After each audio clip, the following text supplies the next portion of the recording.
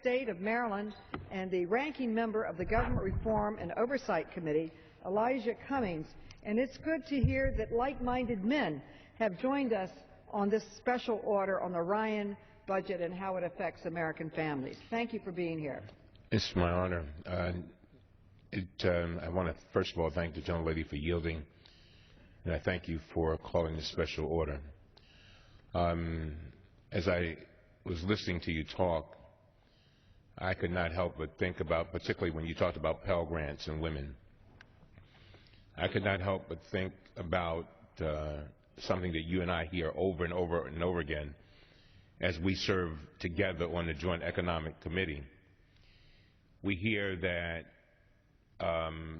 the less education a person has, the more recessionary periods affect them negatively.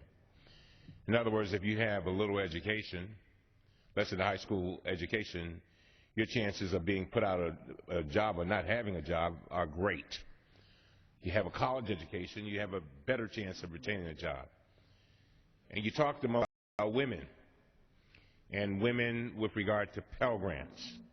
The other night I was just at Howard University's dinner, their annual dinner, where they're trying to raise money for students to get awards, scholarships. And the president of the university got up and said something that was so very interesting. He said, we are now have to let young people go who have averages above 3.2 because they don't have the money. And I can guarantee you most of those folks were women.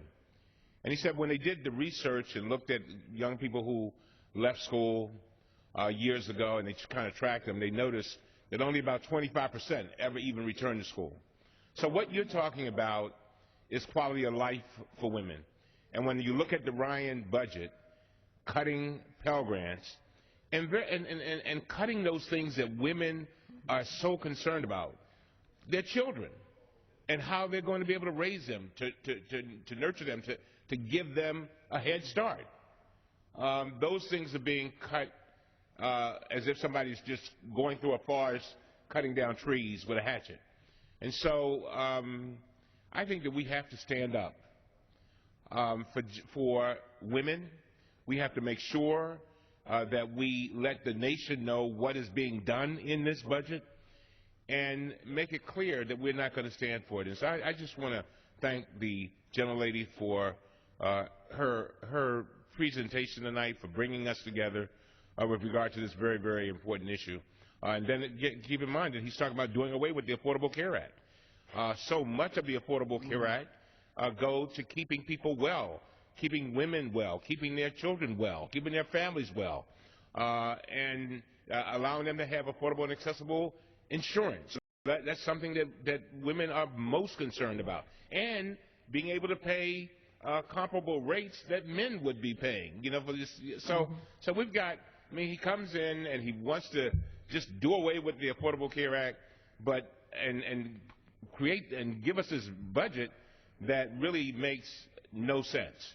And so, again, I thank the gentlelady for yielding, and